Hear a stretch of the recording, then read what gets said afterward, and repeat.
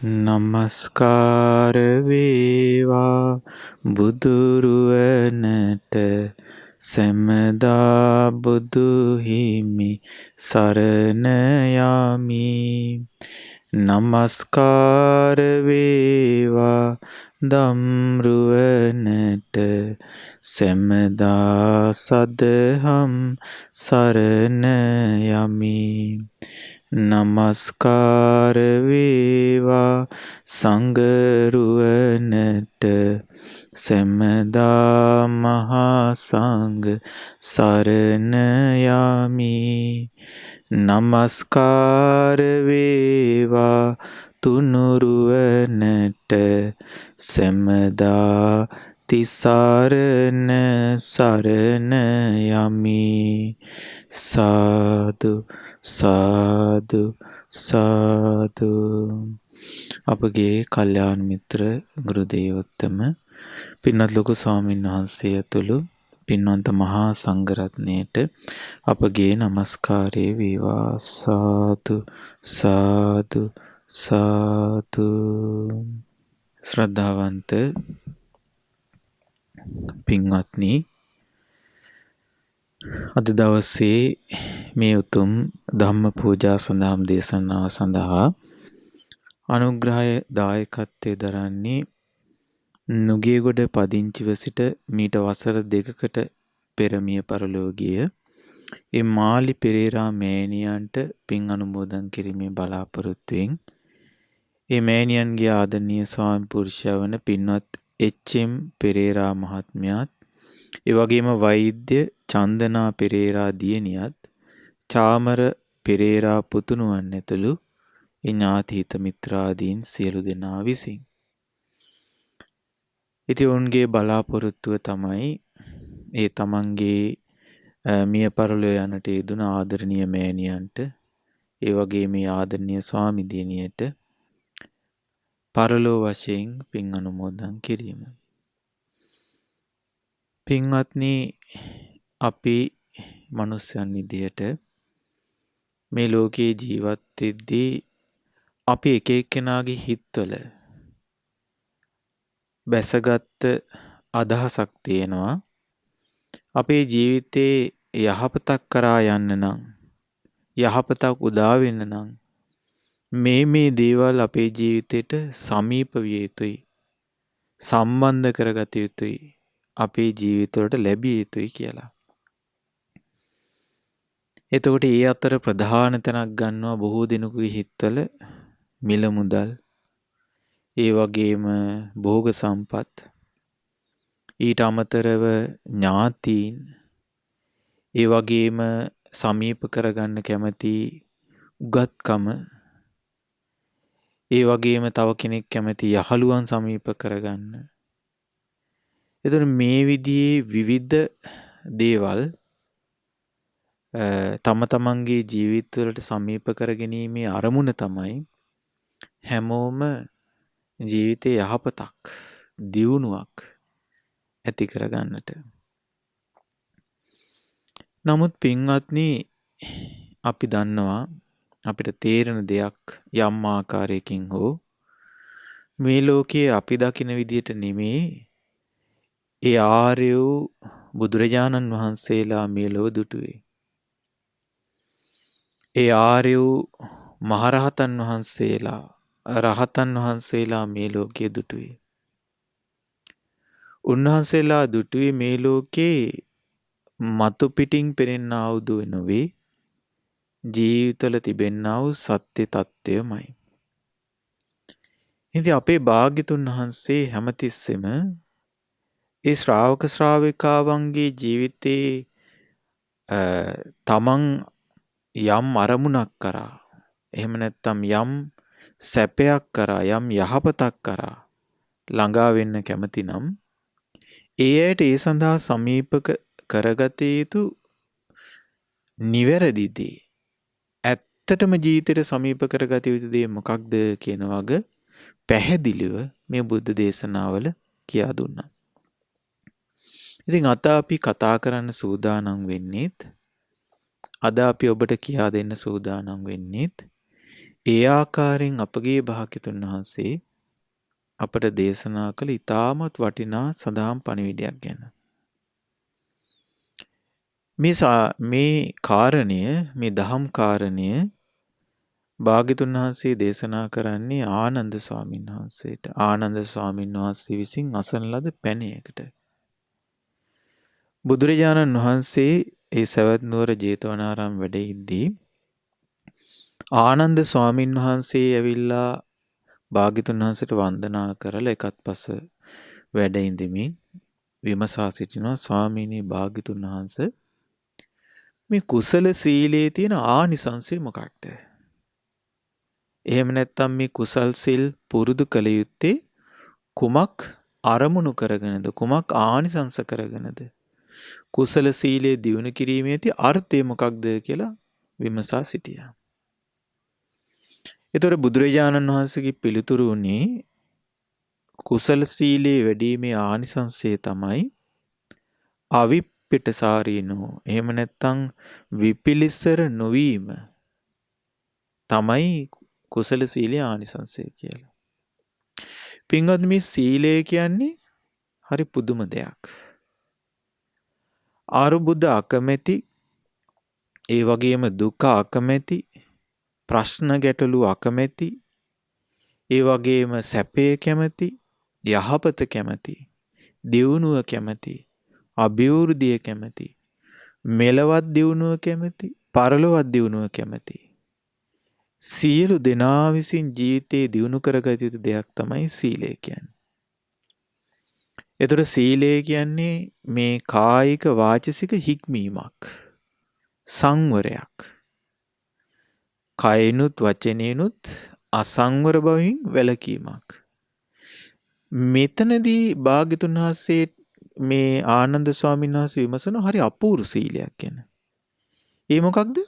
කුසල සීලය. කුසල සීලය. දැන් ඔබ අහලා තියෙනවා පංච සීලය. ඒ තමයි පන්සිල් පද පහ. ඒතර බලන්න දැන් සතුන් මැරීම වැළකීම, සොරකම් කිරීම වැළකීම, වැරදි කාම සීලෙන් වැළකීම, බොරුවෙන් වැළකීම, මත්පැන් මද්ද්‍රව්‍ය භාවිතයෙන් වැළකීම. ඒතර මේ පංචශීලය කියන එක හැමෝම අසා තිබෙන කරුණ. ඒතර පංචශීලය තුල ගැබ් වෙන්නේ මොකක්ද? කායික වාචික සංවරය. දුස්චරිතයෙන් වැළකී, කාය දුස්චරිතයෙන් වැළකී, වචී දුස්චරිතයෙන් වැළකී වාසය කිරීම. ඊළඟට ඔබ අහලා ඇති ආජීවට්ටමක සීලය තියෙනවනේ. ඒකෙ එතකොට සඳහන් වෙනවා සතුන් මැරීම වැළකීම, සොරකම් කිරීමෙන් වැළකීම, ඊළඟට මේ අබ්‍රහ්මචාරී ජීවිතයෙන් වැළකීම, ඊළඟට තියෙනවා බොරුවෙන් වැළකීම, කේලමෙන් වැළකීම, පරුස වචනයෙන් වැළකීම, හිස් වචනයෙන් වැළකීම, ඊළඟට අධාර්මික ජීවිතයෙන් වැළකීම, මිච්ඡා ජීවයෙන් වැළකීම කියලා. එතකොට වචනයෙන් සිල්පද 4ක්. වචනය හා සම්බන්ධ අකුසල් 4කින් වළකින්න ඕනි. වචී දුස්චරිතය හා සම්බන්ධ කරුණු 4කින් වළකින්න ඕනි. ආජීවට්ටමක සීලය හොඳට ආරක්ෂා කරන කෙනෙක්. එතකොට ඇයි බොරුවෙන් තියෙනවා, කේලම, පරුස වචන, හිස් වචන, මේ 4ෙම වළකින්න ඕනි. ඊළඟට ඔබ අහලා තියෙනවා ඒ වගේම අට්ඨාංග උපෝසත සීලය. අතර උපෝසත සීලය තුලත් සිල්පද 8ක් සඳහන් වෙනවා. ඒ තමයි ඔබ උපෝසත දිනයට සමාදන් වෙන්නේ. ඊළඟට පින්වත්නි සඳහන් වෙනවා දස සීලය. ගිහි දස සීලය, ඊළඟට පැවිදි දස සීලය, ඊළඟට යනවා ඔන්න උපසම්පදා සීලය.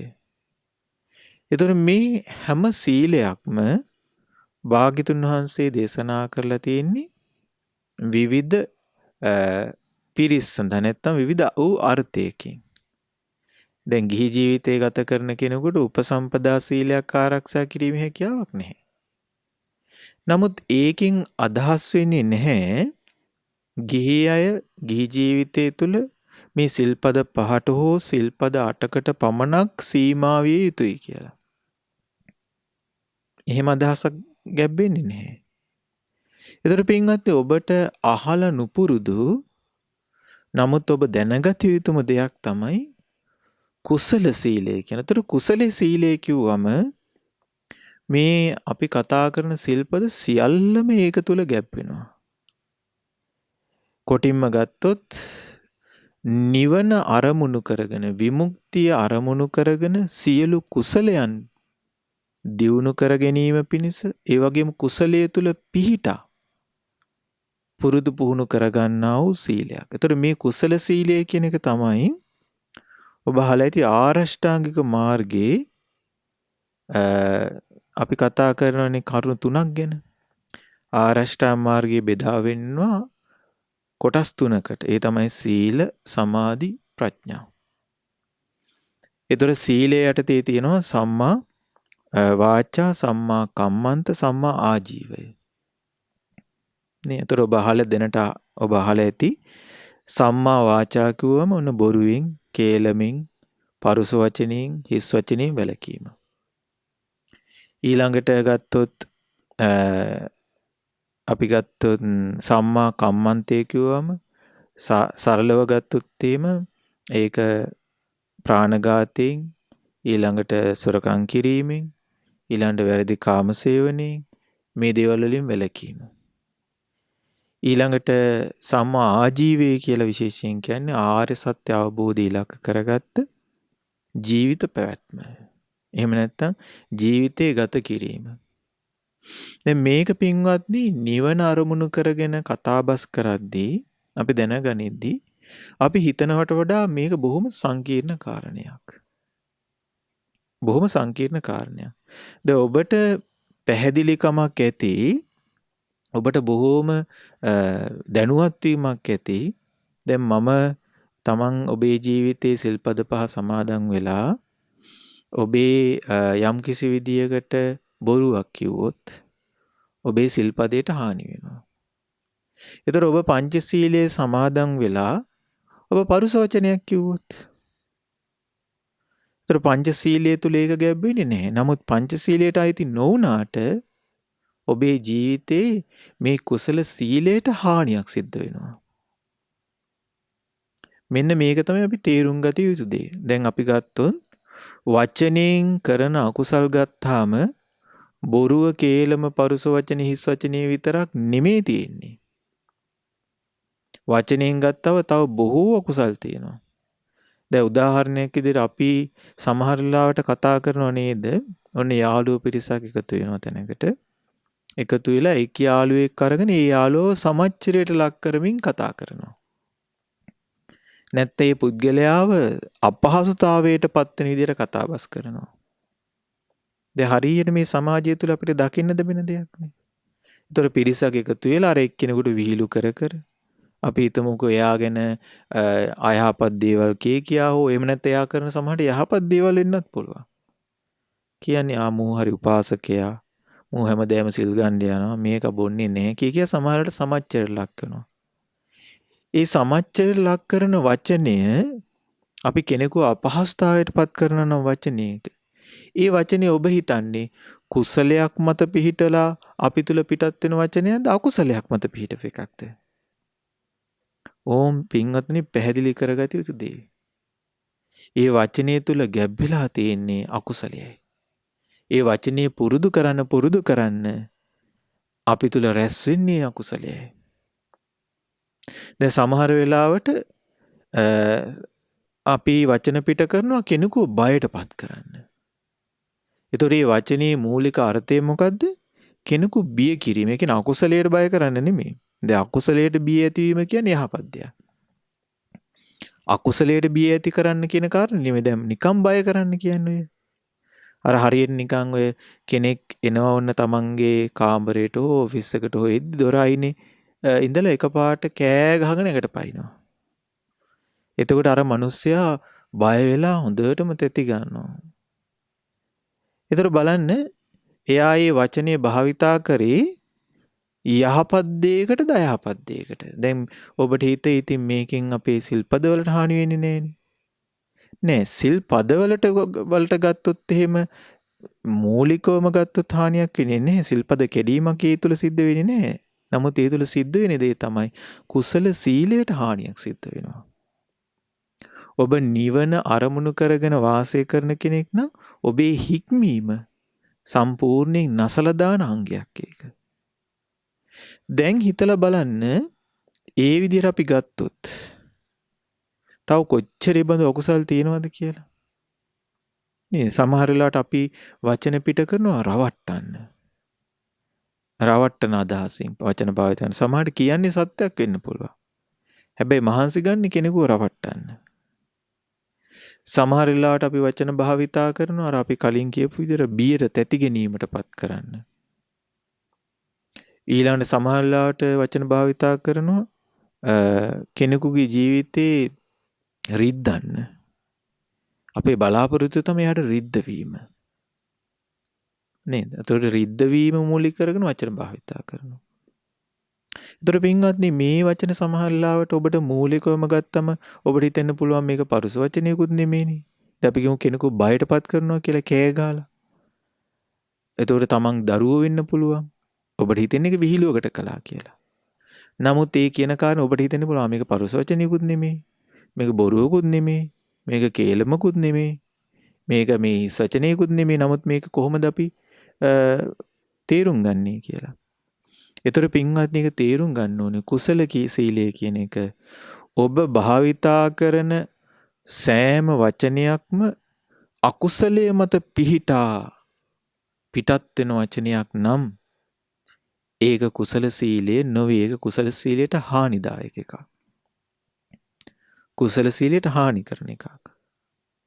ඒ වගේම තමයි ඔබ යම් කිසි විදියකට යහපත් වූ ඒ කියන්නේ අලෝභය, අද්වේෂය, අමෝහය තුල පිහිටා ඔබ පිටත් කරන වචනයක් තියෙනවා නම් ඒ වචනේ අයිති වෙන්නේ කුසල සීලය දියුණු කරගන්න. කුසල සීලය වඩවන්න. දැන් අලෝභය, අද්වේෂය, අමෝහ කියන්නේ මොකද්ද? ඒක කුසල. ලෝභ, දේශ, මොහ කියන්නේ මොනවද? අකුසල. එහෙනම් මේ කුසල සීලය කියද්දී එහෙම නැත්නම් සම්මා වාචා කියලා අපි පැහැදිලි කරද්දී අපි වචනේ සංවර කරගත යුතු ආකාරයේ පිළිබඳව අපි ඉතාමත් සැලකිලිමත් විය යුතුයි.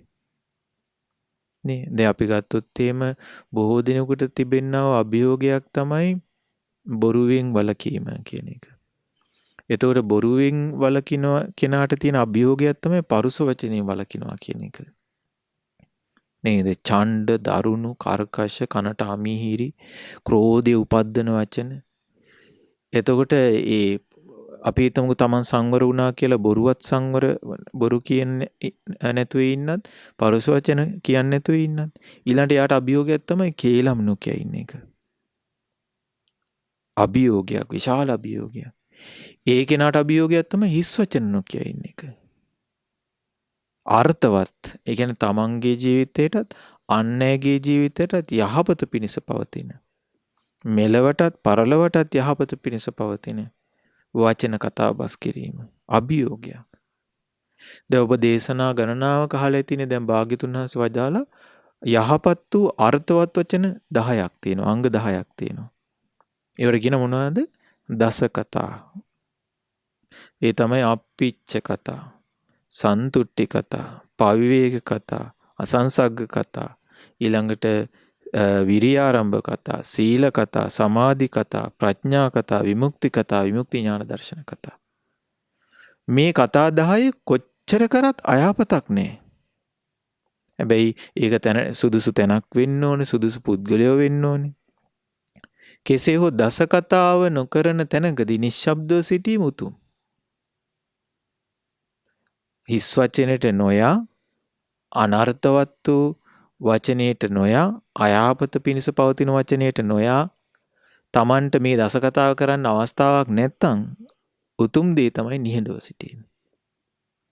මොනවද දැන් අපි කෙටියෙන් මතක් කරගත්තොත් අප්පිච්ච කතා කියන්නේ පින්වතුනි Taman තුල තිබෙනා වූ ගුණ සම්පත්තිය යහපත් වූ ආකල්ප යහපත් වූ ගුණ ධර්මයන් ඒක එළියට පිළිඹු කර කෑ ගහන්න යාගේ කැමැත්තක් නැහැ.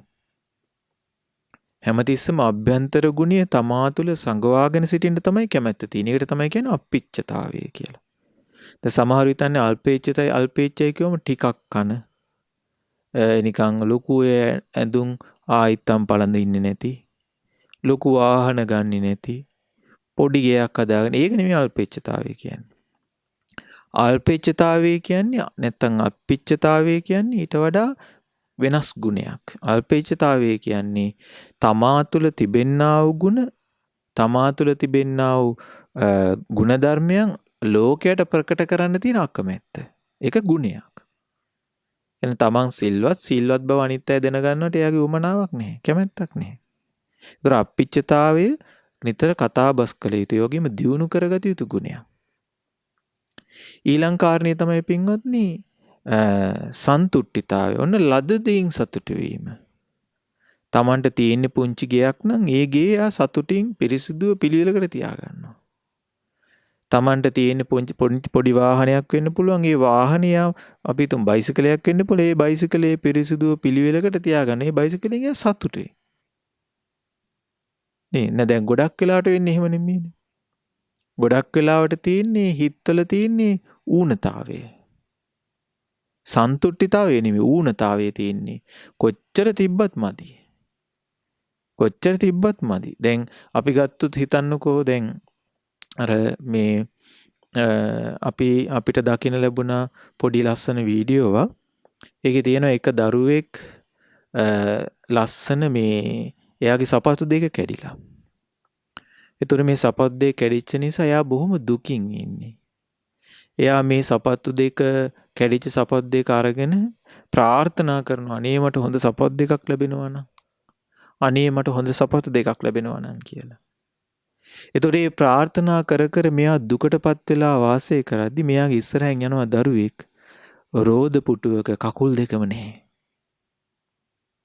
කකුල් දෙක මහිමි.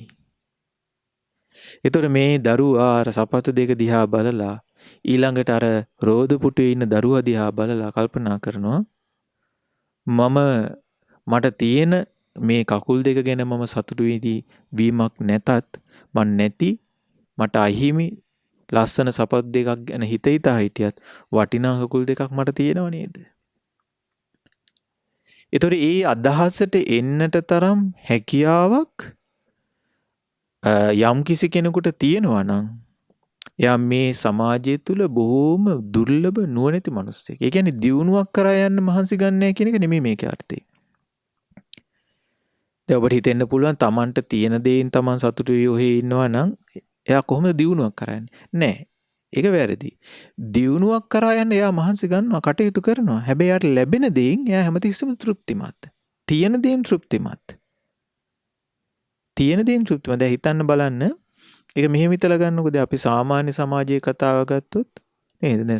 කකුල් නැති කෙනා හිතන්න බලන්න. එයා සපත් දෙයක් ගැන හිතා ඉන්නේ නේ. එයා හිතන්නේ කකුල් දෙකක් ගැන. කකුල් තියෙන කෙනා හිතනවා සපත්තු ගැන. කකුල් දෙකයි සපත් දෙකයි දෙකම තියෙන කෙනෙක් කල්පනා කරනවා බයිසිකලයක් ගැන. බයිසිකලේ තියෙන කෙනා කල්පනා කරනවා හොඳ බයික් එකක් ගැන. බයික් එකේ තියෙන කෙනා කල්පනා කරනවා 3 wheel ගැන. 3 wheel තියෙන කෙනා කල්පනා කරනවා කාර් එකක් ගැන. කාර් එකක් තියෙන කෙනා කල්පනා කරනවා ඔන්න එක්කෝ ඊටමත් වටිනා වාහන ගැන. ඊළඟට ඉතින් ඔය කෙලවරක් නැහැ. මොක දිගින් දිගට මොහොම යනවා. ඌනතාවයක් තියෙන. එතකොට තමන් හරි හම්බ කරගෙන තමන් වෙහෙස මහන්සි වෙනව හැමතිස්සෙම දිනුවක් කරන්නේ ඒකත් එක්ක හිතේ තියෙන ඌනතාවයක් නම් සතුටක් නැහැ. ඒ නිසා අපි කියනවා ලද දෙයින් සතුටු වීම කියන්නේ ආ දිනුවක් පිණිස මහන්සි ගන්නවා. ඒ කියන්නේ දිනුවක් පිණිස මහන්සි වෙනවා කියන්නේ ඒක හේතු සකස් කිරීමක් නේ. දිනුව පිණිස අවශ්‍ය දේ සිද්ධ කරනවා. හැබැයි ඒ මොහොතේ තමන්ට තියෙන දේවල් වලින් තමන් තෘප්තියකින් වාසය කරනවා. හරීම වටිනා සොඳුරු ගුණයක් තමයි මේ සන්තුට්ඨිතාවය කියන්නේ. ඒතර සන්තුට්ඨිතාවයේ තියෙන කෙනා හැමතිස්සෙම එයාට තෘප්තිමත් බවක් තියෙනවා ජීවිතය ගැන. එපා වීමක් නෙමෙයි. අර ඌනතාවයත් එක්ක තියෙන පීඩාව නෙමෙයි යාට තියෙන්නේ. නේද? සතුටක් සොම්නසක් තියෙනවා. අන්න ඒක ගැන කතාබස් කිරීම. මේක ගැන කතාබස් කිරීම. මේ සන්තුට්ඨිතාවයේ ලද දෙයින් සතුටින් කොච්චර වටිනවද කියලා කතාබස් කරනවා.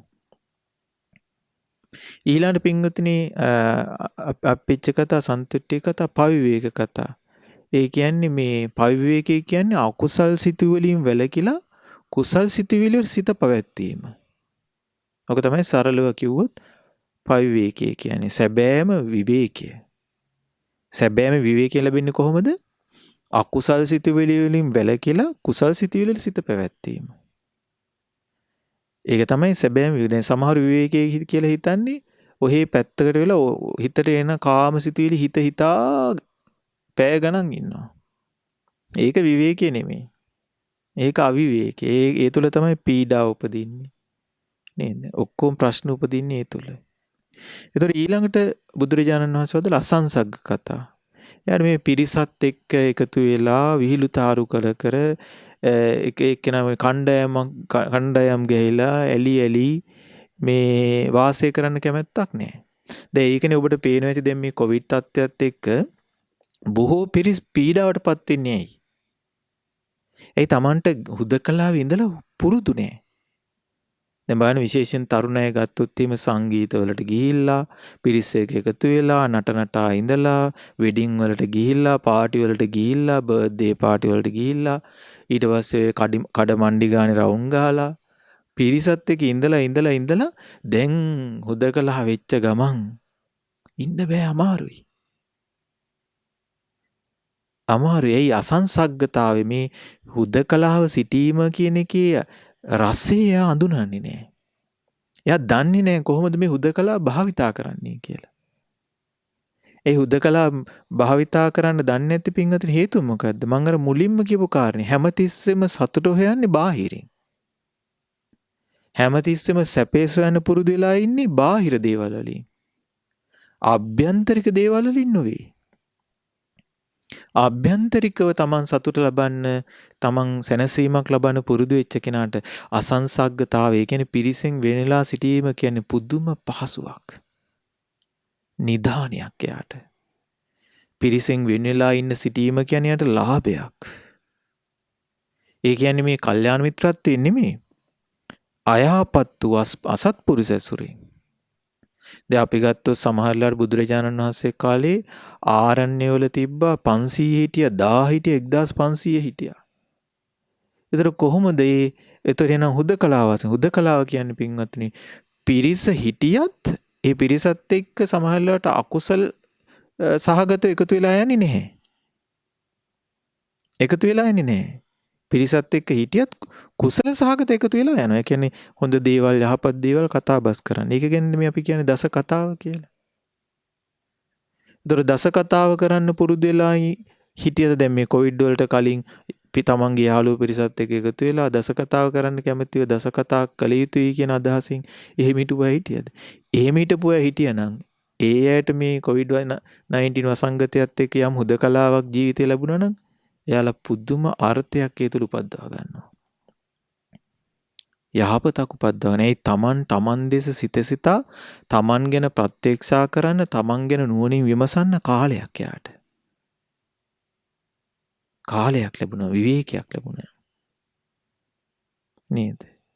ඊළඟ පින්වතුනි විරිය ආරම්භය. ඒ කියන්නේ අවීර ආරම්භීම ගැන අකුසල් ප්‍රහාණය කුසල් ඉපදීම ගැන කතා බස් කිරීම. ඊළඟට ඉතින් සීලය ගැන. දැන් අපි මේ කතා කරන්නේ ඒක දස කතාවටයි ඉතින්. සීලය ගැන, සමාධිය ගැන, ප්‍රඥාව ගැන, විමුක්තිය ගැන, විමුක්ති ඥාන දර්ශනය ගැන. ඒතර ඕවා ගැන කතා බස් කිරීම තමයි අර්ථවත් කතාව. ඒතර ඔය හැම අර්ථවත් වූ කතාවක්ම දස කතාවම පිළිලා තියෙන කුසලයේ තුල.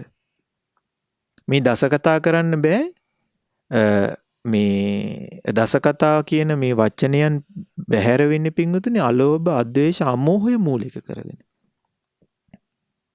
ඒතර ඔබ පැහැදිලි කරා. මොකද වචන පිට වෙන විතක්ක ਵਿਚාරات එක්කනේ. ඒතර සිතට සම්බන්ධයිනේ. අපි සිතින් සිතන නැවත නැවත ਵਿਚාරේ විතක්ක ਵਿਚාරේ ඔස්සේනේ වචන පිටවීම සිද්ධ වෙන්නේ. ඒතර විතක්ක ਵਿਚාර සිද්ධ වෙන්නේ රාග ද්වේෂ මූල පදනම් කරගෙන පිට වෙන වචනේ අකුසල් සහගතයි. ඒතර අකුසල් සහගත වචනේ හැමතිස්සෙම හානි කරන්නේ මොකද්ද? අපිරිසුදු කරන්නේ මොකද්ද? සීලය. ඒතර ඔබට මම හිතනවා පැහැදිලි ඇති කියලා මේ කුසල සීලය කියන එකේ තියෙන වටිනාකම.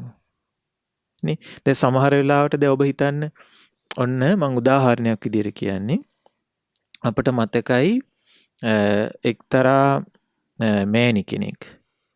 දැන් මෑණි කෙනෙක් එක්තරා අපේ මේ අසපුවක භාවනා වැඩසටහනකට පැමිණුණා. එතකොට පැමිණිලා දැන් භාවනා වැඩසටහනට මෙයා වාහනේ දැන් ශාලාව තියෙනවා. ශාලාව ළඟම තමයි වාහනේ පාක් කරන්න තියෙන්නේ. ඒතර වාහනේ මෙයා ඇවිල්ලා බැහැලා වාහනේ දොර හයියෙන් ගැහුවා.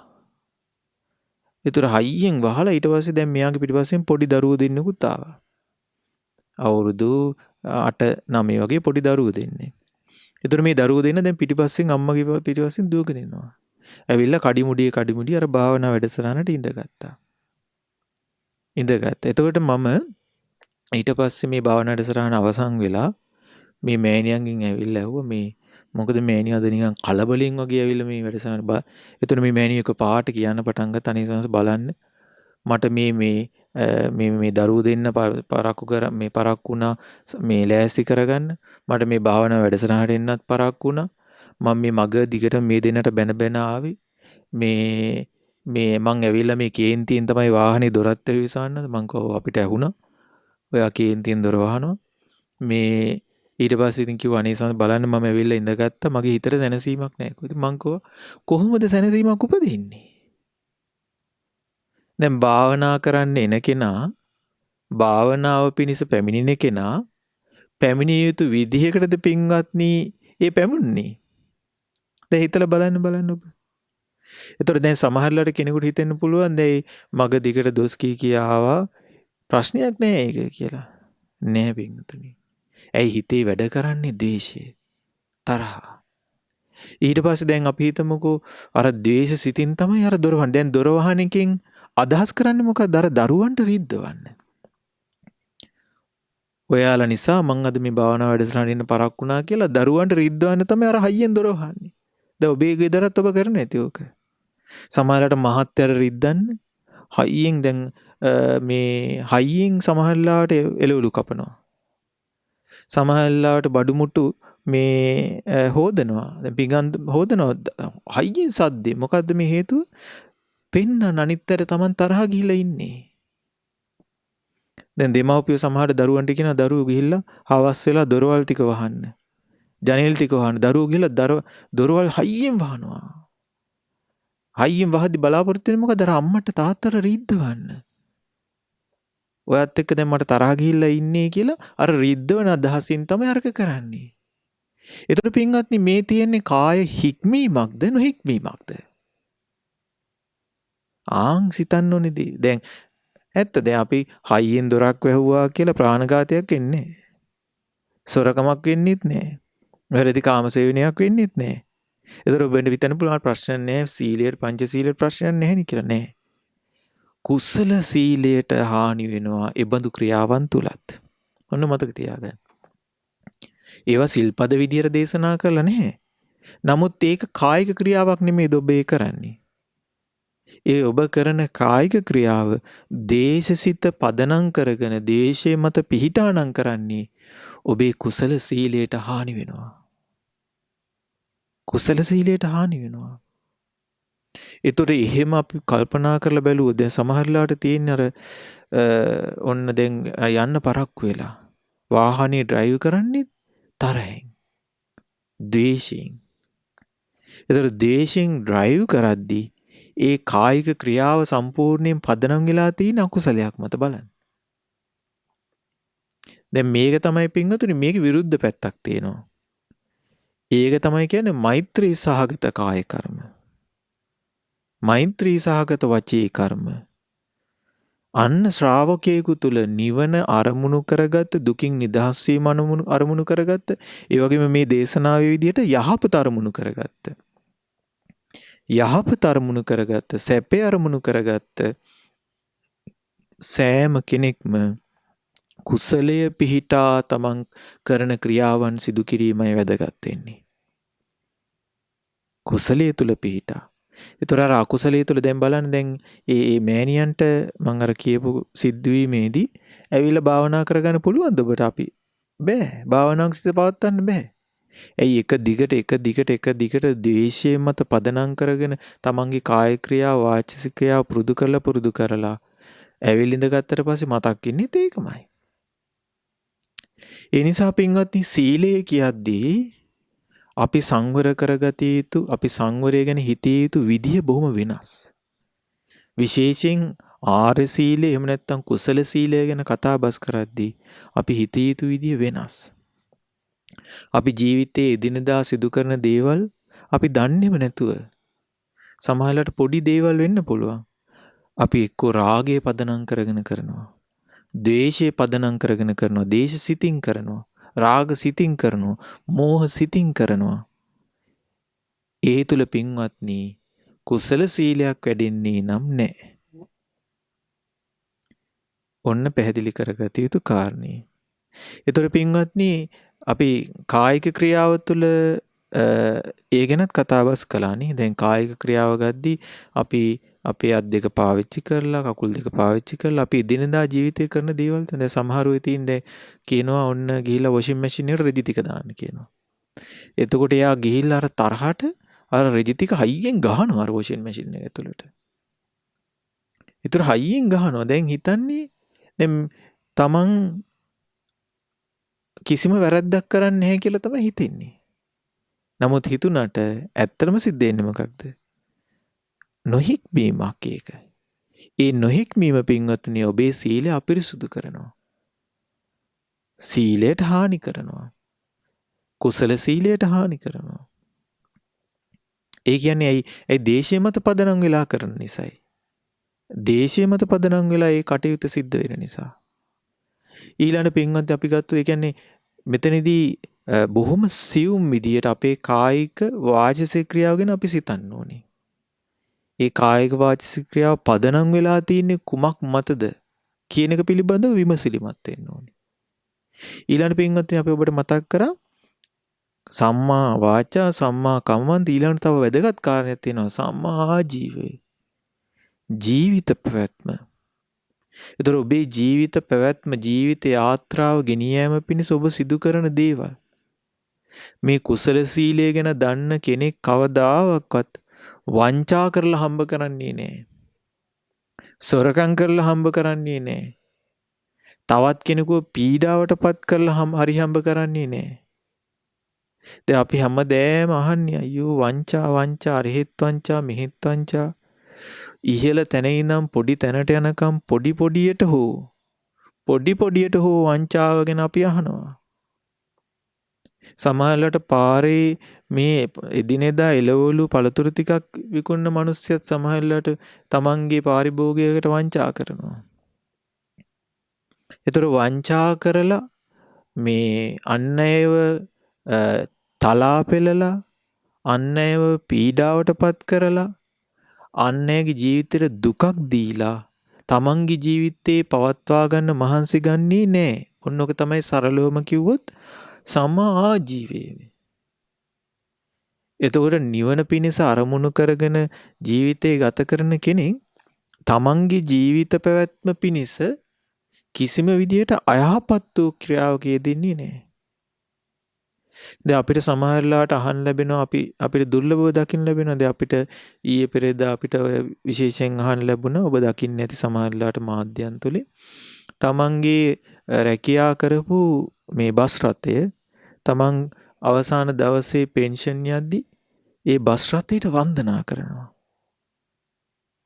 එතකොට මේ ප්‍රාණයක් නැති මේ අජීවී වස්තුවකට මේ සිතීමට හැකියාව තියෙන මිනිස්සෙක් වන්දනා කරනවා.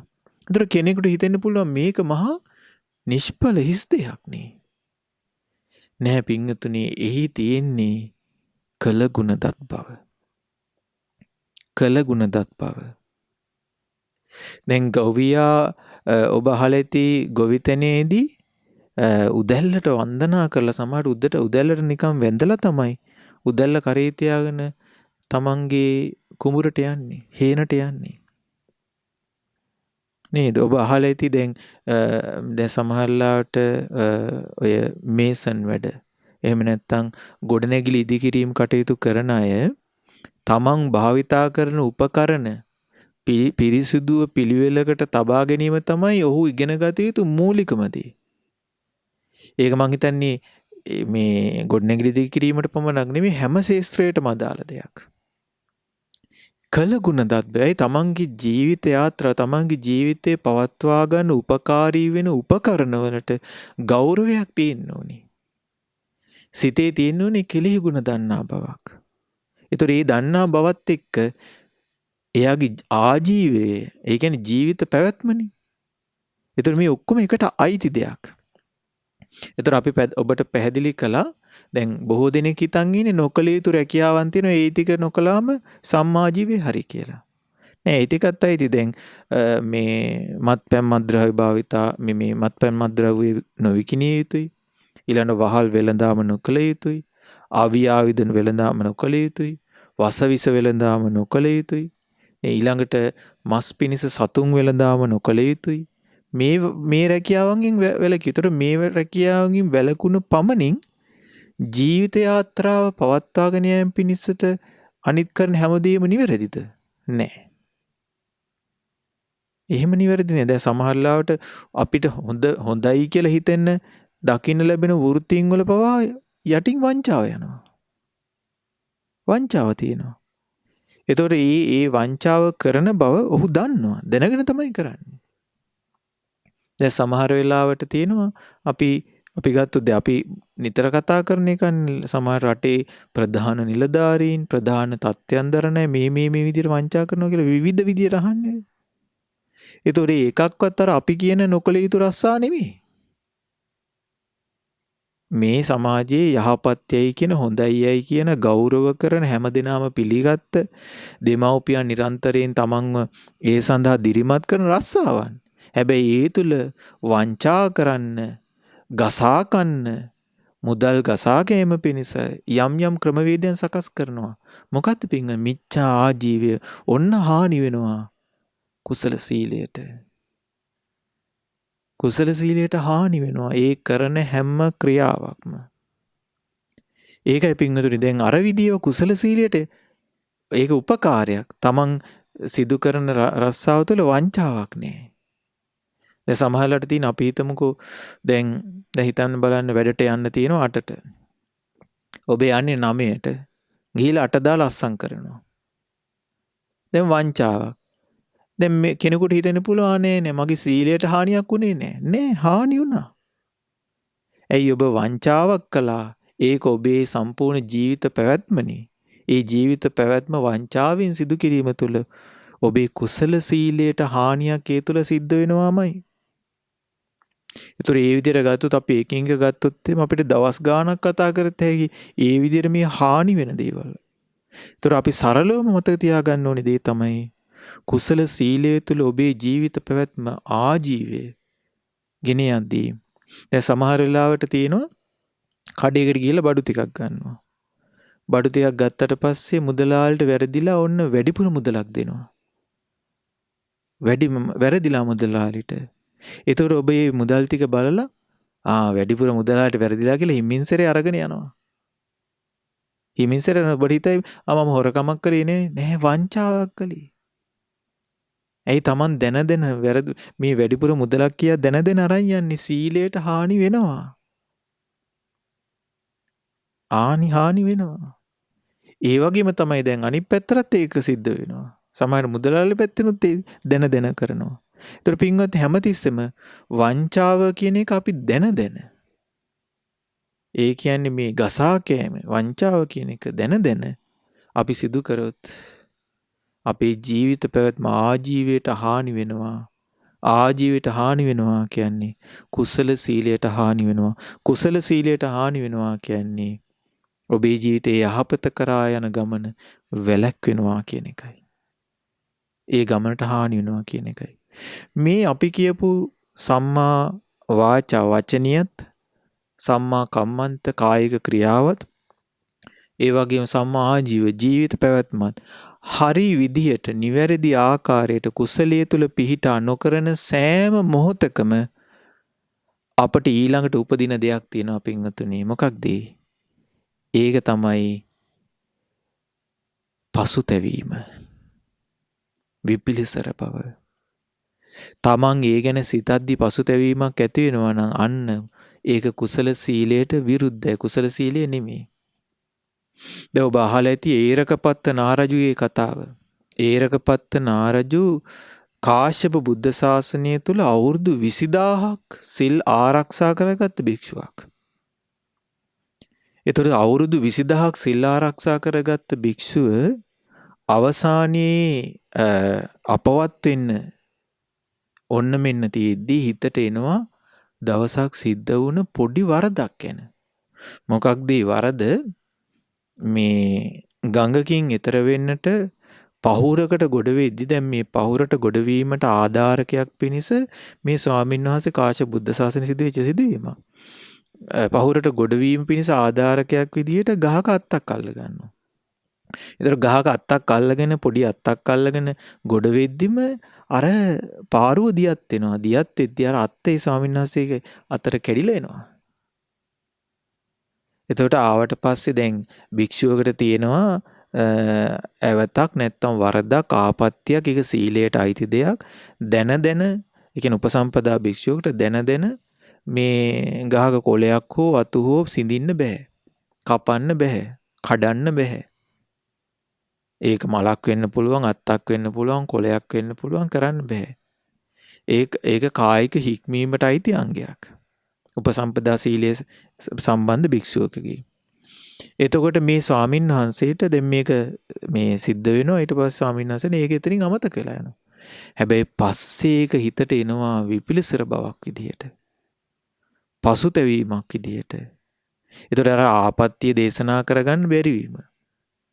ඒතර ඒ ආපත්‍ය දේශනා කරන්න බැරි වීම විපිලිසර බවත් එක්ක අන්තිමේදී මරණින් මතු අපවත් වෙලා උපදින්නේ කොහෙද? මහානුභාව සම්පන්න නාගයෙක් වෙලා, අමනුෂ්‍ය නාගයෙක් වෙලා නාගලෝකෙ උපදිනවා. ඒතර බුදුරජාණන් වහන්සේ කාලේ ඒරකපත්ත නාරජිතර මහා අනුභව සම්පන්න නාගරාජයෙක්. ඒතර ආනුභව සම්පන්න ලැබෙන්නේ අර රැකගත් සීලය නිසා. නමුත් නාගලෝකෙ උපදිනවා අර විපිලිසර බව නිසා. පසුතැවීම නිසා. ඒ නිසා පසුතැවීම කියන්නේ ජීවිතේ බැහැර කරගත යුතු එකක්. අකුසල ගණයට අයිති වෙන එකක්. හානිදායක දෙයක්. අයාපත පැත්තට බර දෙයක්. ඒතර පින්වත්නි අපි ඔබට කලින් සිහිපත් කළා අපේ භාග්‍යතුන් වහන්සේ ආනන්ද ස්වාමීන් වහන්සේ විමසුවන මේ ප්‍රශ්නේ. කුසල සීලේ ආනිසංසය මොකක්ද කියන්නේ?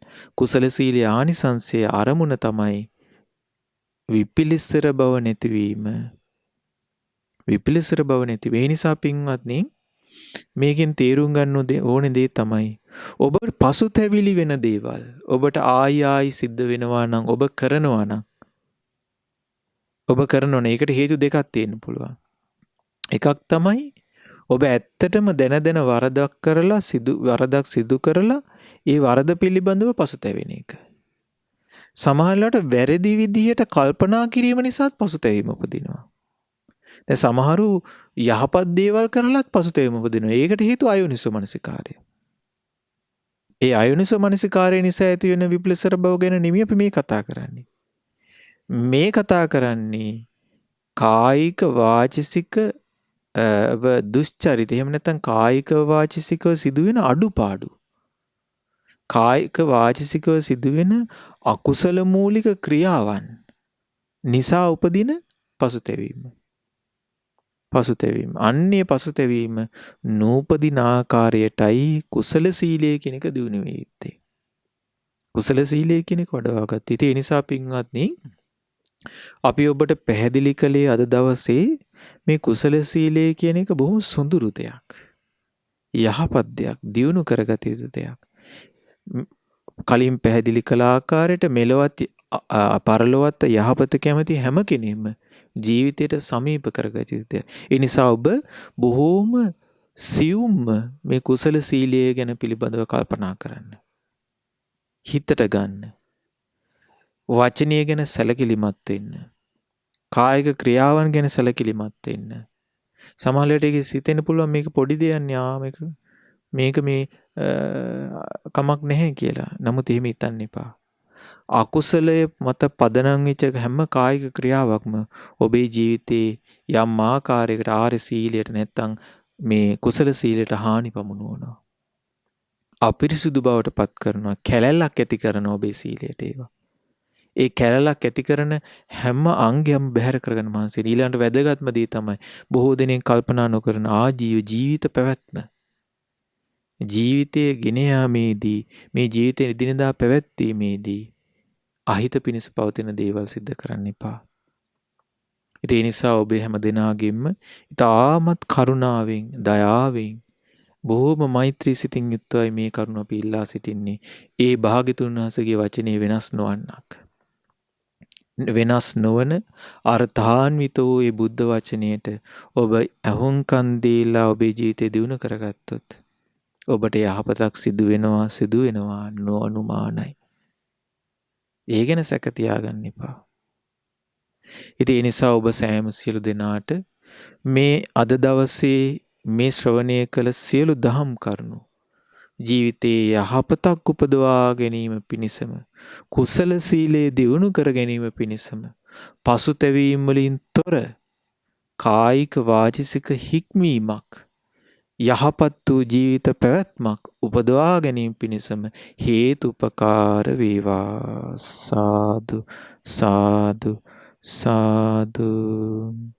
අද දිනේ මේ උතුම් සදහම් දේශනාව තුළින් ඔබ අපි සෑම සියලු දෙනා දහම් දේශනා වශයෙන්, ඒ වගේම දහම් ශ්‍රවණය වශයෙන් රැස් කළා වූ සියලුම පුණ්‍ය ධර්මයන් පින් කැමති සියලුම දේව බඹුන්ට අනුමෝදන් කරමු.